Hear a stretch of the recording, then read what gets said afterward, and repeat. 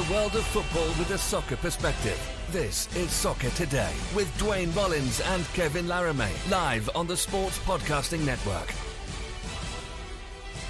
Campeones, campeones, ole, ole, ole.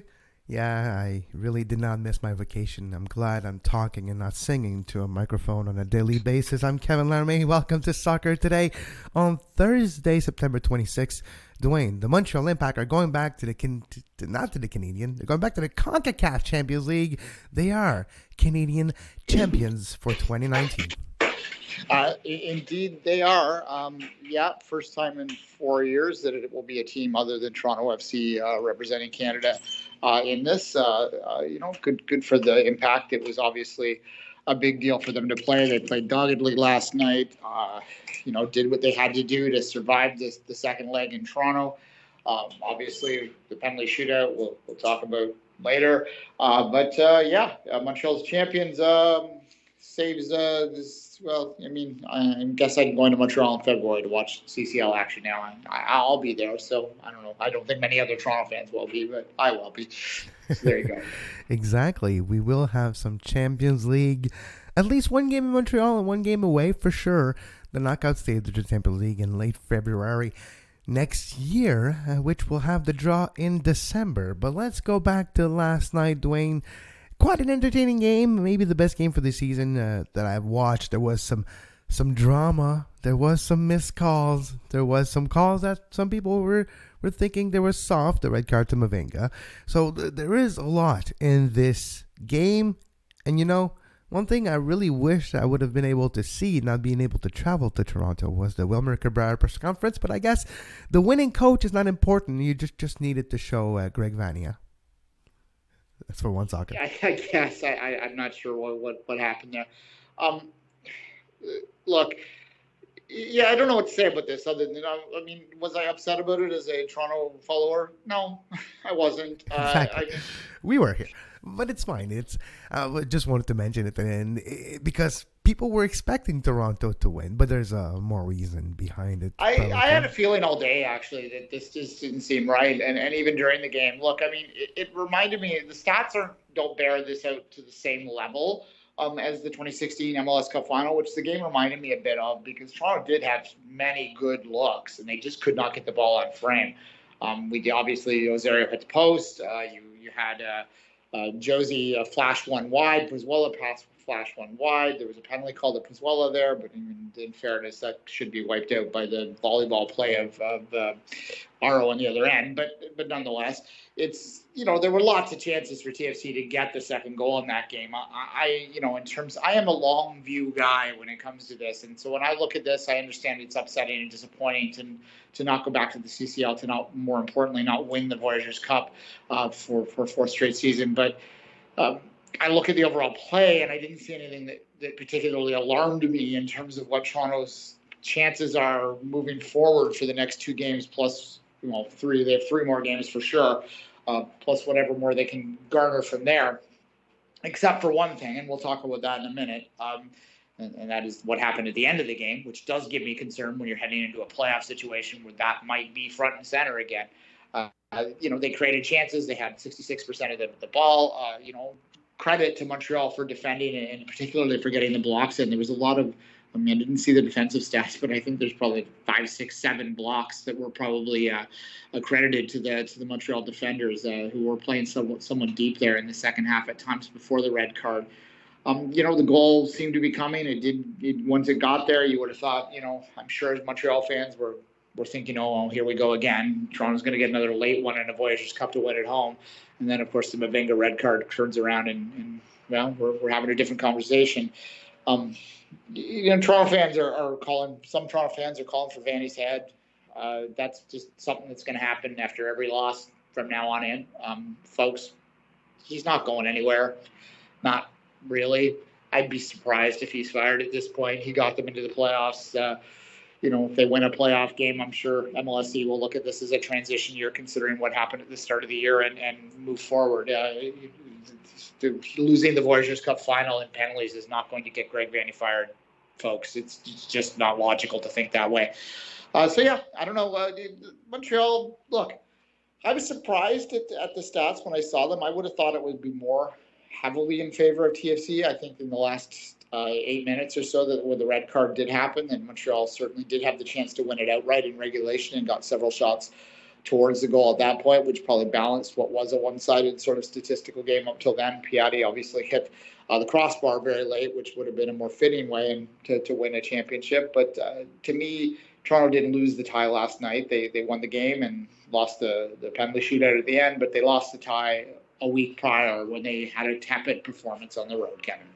Yeah, no, for sure. When Montreal won 1-0 at home, it is a fact, of course, but there was a lot of things happening in this game, and you mentioned controversy. We'll see a bit later. There was a lot of controversy with a handball in the box by Oro. Unfortunately, there's no VAR, or fortunately, depending on. I was going there for you, Duane. I was going to say fortunately for some, unfortunately for others. There's no VAR in the Canadian Championship, and as you can see now on your screen, thanks to One Soccer for the images that you are seeing, of course, there's no VAR. There's no video replay, and the referee's decision on the play is final, and you cannot even look at the Titantron, the big screen, to get a second opinion. So this brings me to, of course, we know why there's no VAR in the Canadian Championship, and that's the lack of resources for the Canadian Soccer Association to include this for the entire competition. When you look at some venues that barely have enough to pull off a broadcast, never mind having second set of everything to have VAR. But in the future, it might be necessary as well to have VAR just because of the habit of watching the rest of soccer. I don't know, I know you're going to disagree, but this was a clear and obvious error last night that Drew Fisher, the referee, did not call. Yeah, he missed it. There's no doubt. It hit his hand. I don't know what the hell Oro was doing there. That's more my issue with it. But because he didn't need to. Bono should have called him off, and that didn't need to have that happen. But yeah, obviously Montreal should have got a penalty kick at that particular junction. VAR would have, if you had VAR in that game, you would have also seen it for the Pazuello tackle in the box, which arguably could have been a penalty as well. I think that one was a little less. Well, I don't think. I know that one was a little less straightforward, but it certainly would have been reviewed, and obviously the red card would have been reviewed, which I've watched 50 times now, Kevin, and I can't see the contact, but nonetheless, he certainly did get the step behind it, and when someone goes down like that, that would have been a very difficult call for the referee to not call. The only question you really get into is whether it was a clear and direct shot on goal from there, and you can argue that too. But he would have been left alone by himself. The last man was Mavinga, and there was a little bit of contact, maybe clip. Well, let me finish. I let you talk. Now let me talk. Okay? I'm just going to mute you so that way I can talk. So there was some contact. When you look at the clipping, a little bit tiny clip of the heel, did he went down easy? Yeah. Wasn't in a motion to go down before? Maybe.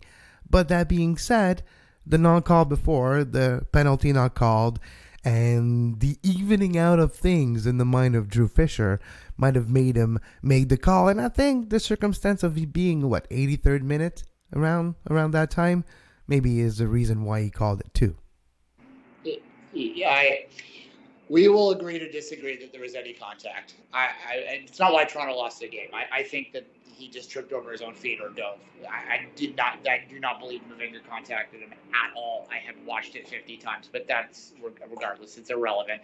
The bigger and Drew Fisher's always going to call that because of the way it looked. It was so, and the reason Toronto didn't argue is because it just on the field in live action looked like it was. But when you slow it down, it doesn't to me look like there's any contact. But it doesn't really matter because as we said a minute ago, TFC got away with a giant one earlier, and anything I can talk about in terms of Mavinga's red card or the potential of Pazuello getting or drawing a penalty earlier in the game are really irrelevant when you consider the 75% chance that Montreal probably has a goal anyway at that point because of the bizarre handball play in the box. So, I think we can agree that the game was not particularly. It's not one that the referees are going to hold up and show at clinics moving forward. I'll say that. Well, the thing is outside the missed calls, Drew Fisher did call a pretty even game. The threshold of what is a foul, what isn't a foul, the aspect of keeping a rivalry in the check, right? You don't want necessarily to go overboard and become too chippy. And I think that was done properly by Drew Fisher. But the missed calls negate the rest of the game that he did referee pretty good, I think. But the missed calls... Drew Fisher is a good referee. I know that some people will argue with that, but he is. I mean, there were mistakes made last night. Could VAR have helped? Maybe, I guess, if you're truly a believer in the sense that it has to be perfect. I might argue that maybe having VAR to rely on all the time may have maybe making referees less effective when they don't have it because they're used to having it. If you follow that logic, but yeah. It was. The mistakes stand out, particularly the handball, although that's as much the linesman's, assistant referee's position, error there as it is Drew Fisher's, because one man can't expect it to be seeing everything. And it wasn't very quick. He's diving across, his hand's in an awkward position, it clearly hits the hand. And from Drew Fisher's perspective, you can only assume he thought he headed it, right? The assistant, he has to rely on the assistant to make that call for him at that point. I wouldn't necessarily blame him. Well, that's one thing that I actually noticed watching the game last night or rewatching parts of it. The assistant referees are not quick to take decisions in the Canadian Championship. They rely a lot on the head referee just when it comes to a throw-in, whose team's in it. And I just remember seeing blatantly, you see the touch referee, the sideline referee, close to where the ball came out, and he waits and looks at the two players and waits for the Montreal Impact player, which was Clément Bayat, and great show of sportsmanship, who just pointed at Toronto to be like, no, it's their ball. And then he's like, okay, Toronto ball. And for me, I was like, okay. Maybe the decision-making process needs to be a little quicker. They need to be a little quicker on the trigger, and you make the decision. Don't wait for the player to tell you whose ball is it. No, precisely. Yeah, look, we can talk about refereeing all day, and you mentioned the RO was controversial. It was controversial in the sense that it wasn't called. It's not controversial. Yeah, it's a handball no matter what. Yeah, no matter how you look at it. Yeah.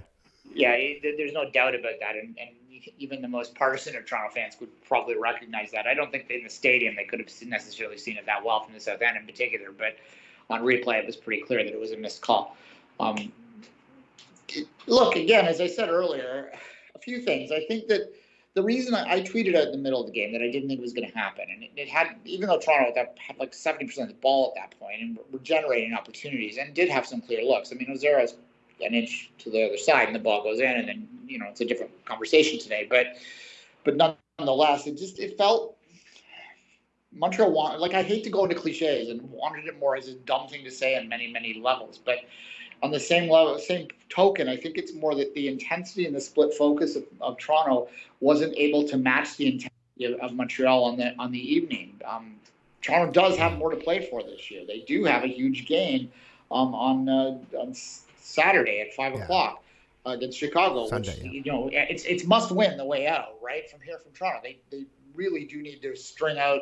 Probably, I mean, they could maybe afford to drop 2 points in this if they want to realistically have a shot to play for another championship. It's going to be tough for them. It's going to be very tough to win out from there. And I think that split focus showed a little bit, because really there was a stretch in the second half just before the goal where, had Montreal not had the mental strength and desire to fight through it, they might have buckled, because TFC was coming at them in waves for about 20 minutes there. Yeah, they were. And, had they gotten a goal, had those areas gone in, as I say, maybe this is like 3 or 4 go in at that point. But Montreal stayed very intense, and particularly defensively intense, and were sacrificing their bodies with a lot of blocks, as I said earlier. And that, to me, was the difference. I'm not saying Toronto wouldn't have done the same thing in the same position, but that kind of mental edge, that kind of intensity difference is hard to it's something that has to be intuitive, I think, within the players' minds, and they have to understand instinctively that this is their entire season. I would be actually shocked, Kevin, I'll let you jump in quickly after I say this. I would absolutely be shocked if Montreal wins any more games this year. I think that they literally gave everything, gave it all last night. Nothing left, which is a positive too.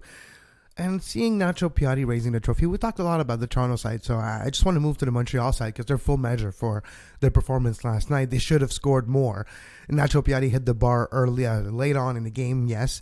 There's a penalty that should have been called. Maybe they don't score on a penalty, maybe they do. Who knows? It's a what-if scenario at this point, so it doesn't even matter. But what is important is Montreal, how they play defensively. The return of Victor Cabrera, coming back from injury a couple of weeks ago, I think he played one of his best games in his Montreal Impact tenure, and he's been a scapegoat over the last couple of years, depending of his form. He did carry a lot of injuries, and we forget how young he is. Just because he's wearing a beard and he looks older, people imagine he's in his 30s. The guy's, 25 right now?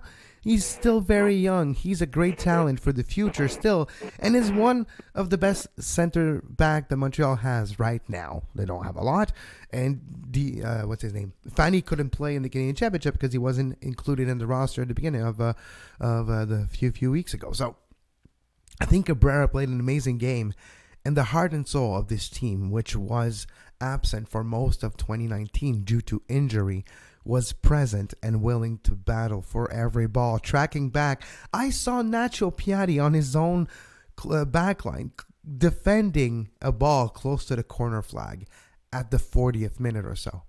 Not the 90th, at the 40th minute or so. This game was everything for the Montreal Impact. They did leave everything on the field. And now, the last two games, Atlanta on Sunday and New England, both at home, the only thing that matters is to show something for your fans. Play beautiful, play what you want, try to score goals. It doesn't matter if you lose. Really, you need a lot of things to go right for the Montreal Impact to qualify for a playoff spot at this point. But the Canadian Championship and the CONCACAF Champions League, that will be coming next spring. Well, it's so early, it's in the winter. But that's the positive. And I think Montreal is full measure with how they approach this Canadian Championship final, how they played, and how the players responded last night, especially the Nacho Man himself.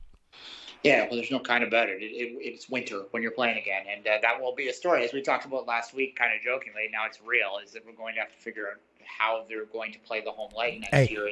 Duane, quickly, if I'm Kevin Gilmore, the Montreal Impact, and Joey Saputo, we already had plans to winterize Stade Saputo this winter. Well, do it quickly. Because whoever that team is, if it's Independiente from Panama or Saprissa with Yohan Venegas, you know what's funny? Both teams played each other last night. And Omar Brownie scored for Kai, and Yohan Venegas scored 3 goals for Saprissa. Scored 1 goal for Saprissa. Anyways, that's not what I'm talking about. But yeah, if you have a Central American team coming in February to play in Montreal, play outside, please. Please play outside. Maybe they'll draw Independiente and Oliver Brownie will... Omar, yeah. He'll be here. Oh, Montreal still owns his right, so maybe he's not even allowed to play against the Impact. Who knows? Yeah, who knows? It's a story to watch in the offseason, but beyond that, from a more positive perspective, it does, I think we all agree that Montreal does have some adding to do in the offseason. This is a carrot that they can use in that recruitment process to bring some players in to solidify that squad, and perhaps this might be the difference. Convincing Piatti to stay for another year, or because he does have some choice in the matter, I would think, and the club deciding to keep him on. But the sporting director decision is the first thing that has to happen there. It'll be a very interesting offseason for Montreal, which now does have something to build for. And if you're looking at the two teams in Canada that are probably not going to make the playoffs, and I think it's fair to say Montreal's probably not. In Vancouver, Montreal now has at least a focus, right? Whereas Vancouver is still kind of starting over again for a second straight year, and it's got to be distressing there. Kevin, maybe we should end with a little bit of conversation about the penalty shootout. Yes, well, that's exactly where I wanted to end. We're seeing right now Josie Altidore hitting the bar and Daniel Lovett scoring against his former club, the penalty shootout. For the third final out of 4 that the Toronto FC has participated in, they've lost on penalties. Yeah, well, it's third final straight. They yes. won the 2014 semifinals in the Voyageurs Cup against Vancouver. But that's, I think that's negated by the fact that it was Vancouver in the Voyageurs Cup, right? Like, that's a, kind of a unmovable force versus the, what is it? Immovable force versus the Oh, geez. How can I forget that? We're both, we'll just move on and pretend we Yes. never brought it up. But yes. Immovable Vancouver, object. Irresistible force, immovable object. Yeah, exactly. That was kind of what that was about. Vancouver and Voyageurs Cup versus Toronto penalty shootout. One had to win. Look, this is relevant from a Toronto FC perspective because Toronto FC, as we've just has clinched a playoff spot. They will be in the shootout in the bracket to make it to MLS Cup final. They are 3 wins away from making MLS Cup final. And, this is a team, regardless of whether you think that they're likely to win 3 times in a row. And as I said the other day, I do not think they are likely to win 3 in a row, but they are a team that has a chance that if they get hot could. But losing another penalty shootout, the way that they lost it last night tells me that this isn't a fluke. This is something that's inside their head, and this is going to matter in a playoff situation because those games are going to penalties if they're tied after extra time. Right? There'll be extra time in the MLS playoffs. It won't go straight to penalties like last night did, and that's a topic we didn't bring up, but that's the rules. The rules are the rules.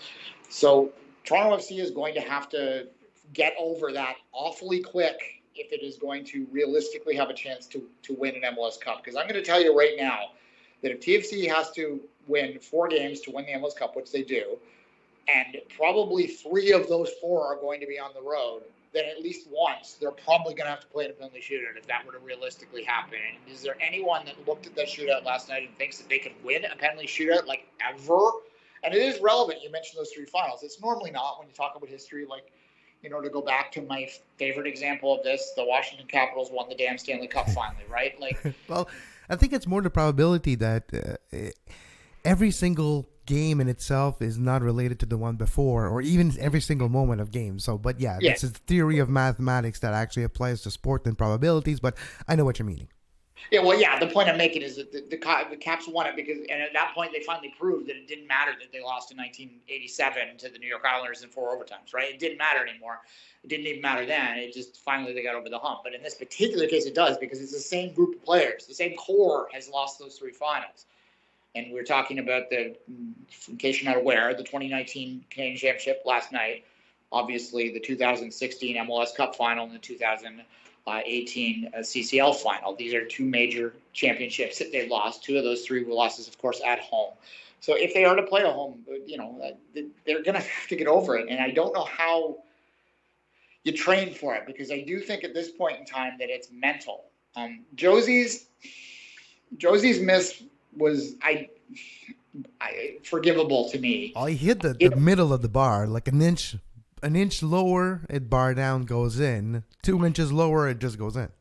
Yeah, exactly. It was a bit. It was like Morrow's miss in the MLS Cup final, and it was just kind of a bit unlucky. You hit it hard, and you just were a bit under it. And it's a fine line at that point. I mean, even the best penalties.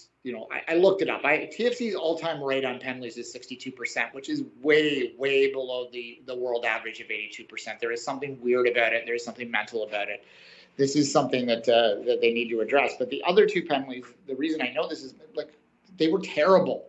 It looks like a nice save because you make the save. Anytime a keeper saves it, it's great. But they're terrible shots. It wasn't a hard save, yeah. Well, the shot was literally at a hand distance from where Clement Diop was standing in the middle and hit not hard enough that you can't stop it. So, of course, he stopped it. And he almost stopped the one that hit the post, the last one, too, the Osorio one. He literally was there to stop it, too. So, I don't know. So, Diop went the right way almost all penalties that Toronto hit. So, that tells you something, too, that once it happens, if you go the right way all the time they shoot, well, maybe you're seeing something in how your players are shooting. Well, if you look at penalties, Toronto's penalty conversion rate has improved over the last year, but it's been based on one player. And that one player hit his penalty. So there you go. Yeah, and he didn't do his Panenka. And if you look at Pozuelo, he hit 3 penalties to the right, 1 to the left, and 3 to the middle, 2 to the left, 1 to the right, I think, since he joined Toronto FC or something similar to that. But he has varied it, and it becomes a mental game between him and the goalkeeper at that point because the goalkeeper is like, well, where is he going now? What am I going to do? And just that second that he's thinking, the ball's in the net. Yeah. And a couple final thoughts here. Anyone who says penalties are a lotto is wrong. say they're wrong. It isn't. It's a skill. It's a skill, and that's why we see certain teams in certain nations that have struggled at it historically, is because they either have had a bad history and they mentally are struggling with the idea, or they don't train for them, or maybe a combination of both. Both, yeah. If you're Toronto FC right now, I don't honestly know what you do to address this, because as I said, if you're going to win 4 games in the playoffs, which is not an impossible task, but so don't think it's delusional to suggest it. They're going to probably need to win penalties at least once in that. They need to address it internally somehow. But do you address it internally by not addressing it, if you follow? Like, do you think that it's mentally such a task now that maybe you just try and loosen them up and not even bring it up? Or do you drill it like every practice to try and figure out technically if there's something going on? And it's a true issue. It's a real issue for them to deal with. This isn't a fluke. This isn't a joke anymore. When that penalty shootout started last night, I was still 25% certain they might win. Now, normally it'd be 50%, right? Yeah. Because Yeah. it's kind of an equal thing. But no, I thought it was probably advantage Montreal because of the history. But after they lost it, the way they lost it last night, if the penalty shootout happens in the playoffs and TFC's involved, I'm probably going to go get a beer. You're just not going to watch, turn around, nothing to I'm see just going here. to get ahead of it. At that Like, point. they lost. All right, I'm already going to get a beer. That's true. Yeah, all right. So on that note, the Montreal Impact, our Canadian champions, they will be going to the CONCACAF Champions League in winter 2020. On that note, we'll take a quick break. We'll say goodbye to Duane. So Duane, talk to you tomorrow. Have a great Thursday. Bye-bye. And tomorrow, of course, we'll preview the weekend. We'll talk about FIFA 20 as well. My little abbreviated review will be on tomorrow's show. And we'll have the full long video review of FIFA 20 coming out probably late next week. But for today, we're going to take a short break and we'll be back with Jeff Rueter of The Athletic to talk about Minnesota United and more. You are listening to Soccer Today. Follow us on Twitter at SoccerTodaySPN and like our Facebook page, facebook.com/Sports Podcasting Network. You can find the podcast version of all the shows we do on iTunes, Apple Podcast, Google Play Store, TuneIn Radio, iHeartRadio, and anywhere you get your podcast.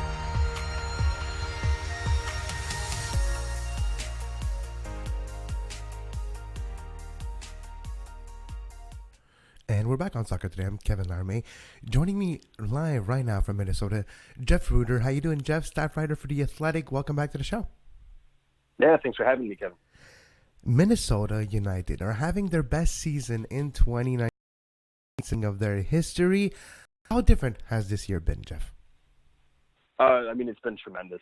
Obviously, you just have to look at the table and you'll be able to tell it's a different season. They're not giving up 70-plus goals a year.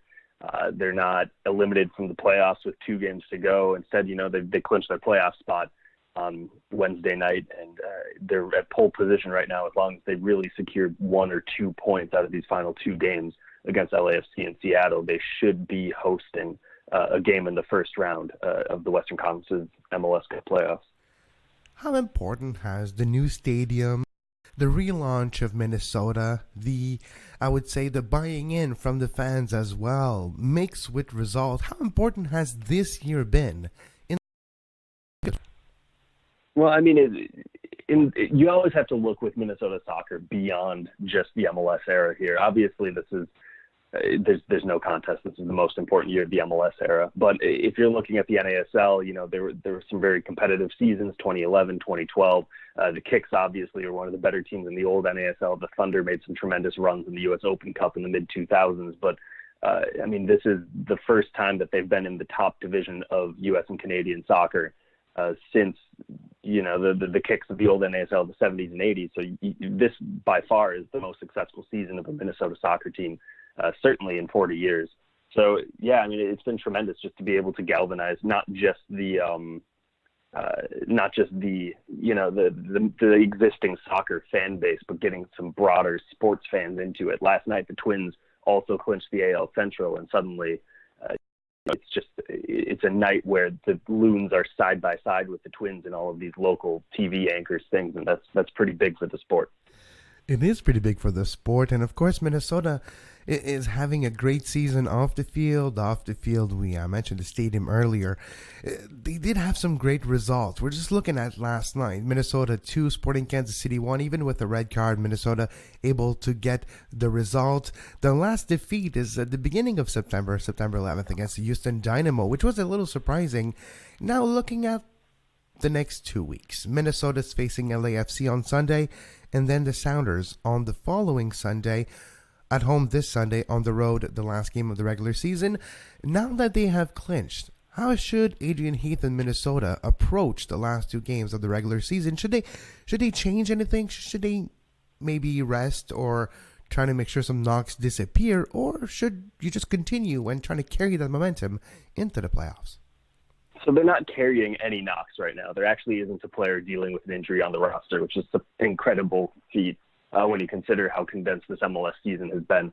I think if you're looking at rotation, there's only 1 or 2 players you would really consider, and that would be Ozzy Alonso and Ike Opara. And for that, it's not because they're playing like they're burnt out. Both of them had some of their best in Kansas City. Instead, it's just a matter of making sure that the front runner for Defender of the Year doesn't pick up, a freak accident injury against LAFC or Seattle, and then making sure that Ozzy Alonso is still playing at the heights. He's had a rough summer. He's been dealing with some shoulder injuries and I think a groin injury as well. So for him to be back at 100%, and obviously the goal that leveled things last night and then get the assist on the eventual match winner, you don't want that player to be hurt. If anything, and you're also trying to pad Hassani Dotson's case for Rookie of the Year, maybe you start Dotson at the number 6 for the last 2 games of the year. Get Ozzy to travel, whatever, and maybe give him some minutes off the bench just so he isn't rusty. But these are important games, make no mistake, for seeding, but it's more important once you get to the playoffs, and I think you need Ozzy Alonso to be 100% at that point.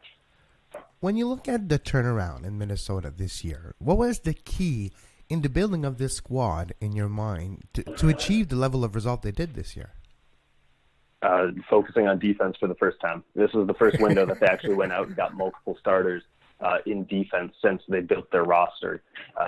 Honestly, they also had some tremendous addition by subtraction when they went out and they traded Francisco, talented player as he is, and he was the captain of the team before Ozzy arrived. And even while Ozzy was here for the first 2 months, he just did not fit the system. He was not as defensively interested as a player in a Heath system needs to be, because Adrian Heath as a coach is going to give a lot of freedom to his players. If you give freedom to a player like Francisco Calvo, he's going to be moving into the attacking third and leaving your defense vulnerable. So by trading him and replacing him with Chase Gasper, Hassani Dotson, and then at center back, Ike Opara, I mean, you're looking at 3 players who are much more restrained and defensively aware of where they need to be on the pitch. And so that move alone, if I'm being honest, may have been the turning point in this team's face from just being, kind of a sleeper pick to make the 6-7 seed, and actually to the point where they are now, where they're keeping, 11 clean sheets, should have been 12 last night because of that handball, and then, challenging for a top 3 place in the Western Conference. Yeah, no, there's a few handballs from last night that I want to look at again, and like the one in Toronto too. Well, that's another day. You mentioned Ozzy Alonso, and for me, Ozzy Alonso has been important, and important doesn't give it justice. He has carried the soul from Seattle to Minnesota and brought leadership to this team that we're missing. I know it's not quantifiable, the leadership aspect, but how important has Ozzy Alonso's leadership been with Minnesota? It's been important. I mean, it's not just Ozzy. It's Ike Opara. Both of them have won everything there is to win in MLS. It's also Vito Minone, coming from a Premier League background and relegation battles and knowing how to have this must-win game mentality so often in a season. It's Roman Mettener and Jan Gregush coming from the top divisions over in Europe, who are now didn't come here for a paycheck because they're both, just in their prime, just entering their prime. And so they came here with the intention of making noise in MLS. Get all of these veterans together who have a shared vision of winning, earning a paycheck. That's vital. But obviously the heart and soul of that would be Opara and Alonso, and being able to show that they still had more in the tank than Sporting Kansas City and Seattle respectively seemed to give them credit for, as they found them expendable this last offseason. Now, when you look at the season as a whole, Jeff, is there a moment where you saw things turn around? Is there a moment where you realize, okay, this is not your older brother's Minnesota United. We're turned a corner, and this year is going to be special. Is there a key moment that stands out in this season so far? I mean, there's a few, right? I mean, you have to look at the semifinal win at home in the U.S. Open Cup run, being able to knock off the Portland Timbers. You're looking at, clinching this has been tremendous. Playing in the final and keeping it close in the second half after Atlanta absolutely decimated the first half. That first game at Allianz Field, where it was the 3-3 slugfest between them and New York City FC, being able to beat Matias Almeida's San Jose as they were hitting their height during into LAFC's Bank of California Stadium and getting a 2-0 win last month. I think that's something that people are overlooking right now. It's not that this is a Minnesota team that has beaten the teams that they should. Yes, they pulverized Cincy as you should have by a 7-1 margin, but they also went out and they got some pretty impressive results that suggest that they're not going to just roll over in the postseason, that they're actually a team that could win their first game, maybe even get to the conference finals. And once you get that far, who knows?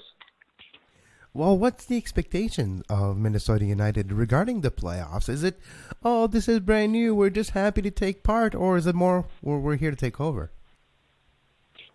No, there's no expectation that it's a holiday. You know, I think that players obviously all get playoff bonuses, but they also get playoff win bonuses. So everyone's going to be motivated to show up for that. And honestly, once you clinch a top 4 seed, which they look, again, in position to do as of right now, barring results in the last 2 weeks, once you get a home game, you're the favorite. And especially in a league like Major League Soccer, if you're hosting the first round of the playoffs, you can't lose. It was an unmitigated failure for both Atlanta and LAFC in the last 2 years when they lost their first ever hosted home playoff game. That's a trend that Minnesota could buck. Because if you look at RSL going into LAFC and Columbus going into Atlanta, it really soured that first season, and it made them stronger for the next year. Obviously, it's not an expansion season for Minnesota United, but with the new stadium, it is an opportunity for them to make that sort of a statement. And so, yeah, I mean, if they are hosting that first round game, they should win it, and that will be the expectation in the locker room and in the media and the market. Is there an opponent that is more favorable to Minnesota to face in round number 1? Because the standing is so close in the Western Conference that right now it's FC Dallas if the playoffs would start tomorrow. But this could change. It could be Real Salt Lake. It could be the Portland Timbers. Heck, it could be the San Jose Earthquakes. Which opponent would you like better to be facing Minnesota in the playoffs? You know, if I'm Minnesota United, actually, I'm looking at all 4 of those teams, and Minnesota has beat all 4 of those teams at home this year. So it's a weird situation where they're probably going to be confident purely off of history. You know, they beat FC Dallas 1-0 and saved a penalty in stoppage time to get past them. They beat Portland twice in the span of 4 days in the regular season in the Open Cup semifinal. They beat San Jose during the summer, again, right as Almeida finally had the Earthquakes whirring, and they looked like they were going to challenge LAFC. And then they went and they beat RSL just a couple of weeks ago at home pretty emphatically by a 1 margin. So if you're looking at which team seems most likely to suddenly wake up and be difficult, I don't think any team wants to face San Jose purely because of how strong they looked and how unique their success is just in terms of how they play. Portland has so much talent that if Savarese can find that magic formula, and if the franchise can stop, you know, irritating Diego Valeri, who's looked like a shell of himself over the last few weeks as his contract struggles have really come to light from The Athletic and from ESPN. And if you're looking at, just the talents of like a Sebastian Blanco, Diego Chara, Steve Clark is having the best year of his MLS career at goalkeeper. I think either of those teams would be seen as a more feared opponent than RSL or FC Dallas for any team in the Western Conference. No, that's totally fair. And Jeff, we thank you very much for your time today. We appreciate your time. And before we say goodbye, what can we read on The Athletic today regarding Minnesota and anything else in the Minnesota region? What can we find on The Athletic? I think you can find a little bit of everything. We continue to grow our soccer coverage, and right now we have the largest soccer newsroom in the U.S. and Canada with 7 full-time staff writers. There's some tremendous work that's been put out throughout the last few months about the ongoing MLS CBA negotiations, spearheaded in particular by Paul Tenorio, Sam Steckel, and Pablo Marder. I'm heading up our USL coverage, and you'll see some from other writers. But yesterday I put out a piece about Pittsburgh Riverhounds best 11 defender Joe Greenspan coming back after 2 years mired by concussions, and how you're able to kind of build a young career from restart in the USL.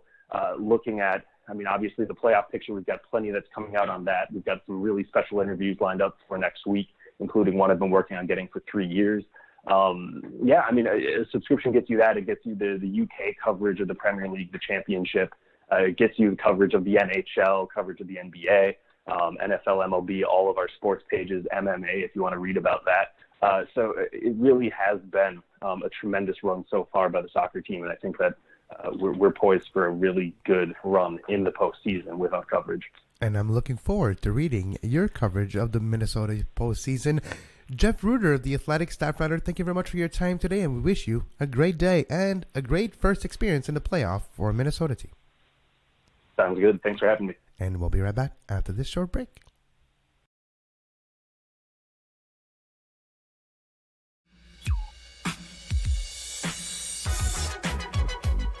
You are listening to Soccer Today. Follow us on Twitter at Soccer Today SPN and like our Facebook page, facebook.com/Sports Podcasting Network. And we're back on Soccer Today. Thanks to Jeff Rueter of The Athletic for his time today.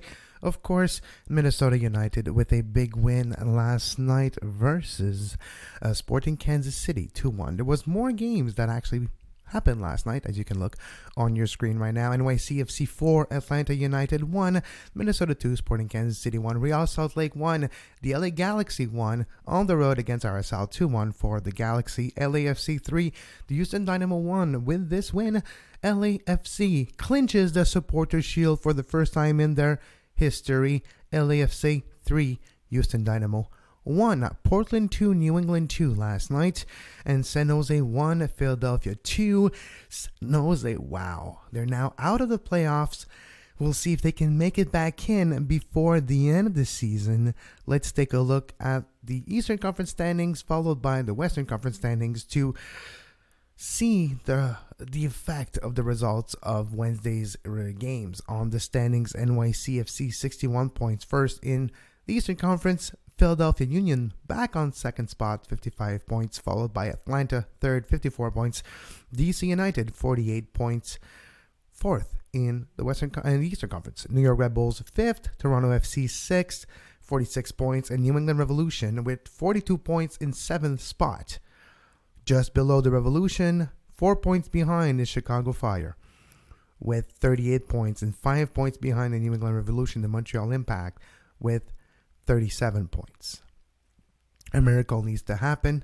New England needs to lose both their games. Chicago needs to not win a game, and Montreal needs to win both for the Impact to make a playoff this year in 2019. So very, very slim percentage here that the Impact will make the playoffs. Now let's take a look at the Western Conference standings. LAFC, like I mentioned, Supporters' Shield winners, 68 points. Minnesota United, 52, second in the Western Conference, followed by the LA Galaxy, third with 51 points. Seattle Sounders, fourth with 50 points. Real Salt Lake, fifth with 47 points. Portland Timbers are sixth right now, 45 points. FC Dallas, seventh with the last spot, given a ticket to the playoffs, at least for one game, with 45 points. And San Jose Earthquakes now in eighth spot with 1 point behind in the standings. So it won't be easy. Now, if we can look for a second at the battle for the playoffs in the Western Conference, only San Jose can realistically make it into the playoff. The Raptors are not mathematically eliminated, but with 2 games left, with 6 points, only because of a tiebreaker. But even then, they do have less wins now. So Colorado is mathematically not eliminated as of now, but they will be as of this weekend. San Jose realistically can make the playoffs still. But we'll see. Let's take a look quickly at who San Jose is facing in the next couple of weeks. We can look at this here. So all the games being played on Sundays. So here's the Red Bulls, DC, Montreal, Atlanta. We'll look more tomorrow, of course, on Soccer Today with a weekend preview. And of course, tomorrow is my FIFA 20 review on the show here. So tomorrow we're going to go deep into the schedule of the weekends. We'll talk about the few games that are interesting to us in England, in Germany, in France, and of course in Italy, as of our big 4 league that we follow in Europe. La Liga, Spain too, so big 5 leagues that we follow in Europe, I would say. And of course, we'll take a look at the games in MLS this weekend, but tomorrow, it's my candy. It's the one time a year where I get to talk about a game that I love dearly. FIFA 20 is my FIFA 20 review tomorrow. And until then, for Duane Rollins, I'm Kevin Laramee. We thank One Soccer for the images shown on today's show. We thank Jeff Rueter for his time today. But as always, until tomorrow, congratulations to the Montreal Impact, Canadian champions 2019, going back to the CONCACAF Champions League, and have a great soccer. You can find the podcast version of all the shows we do on iTunes, Apple Podcast, Google Play Store, TuneIn Radio, iHeartRadio, and anywhere you get your podcast.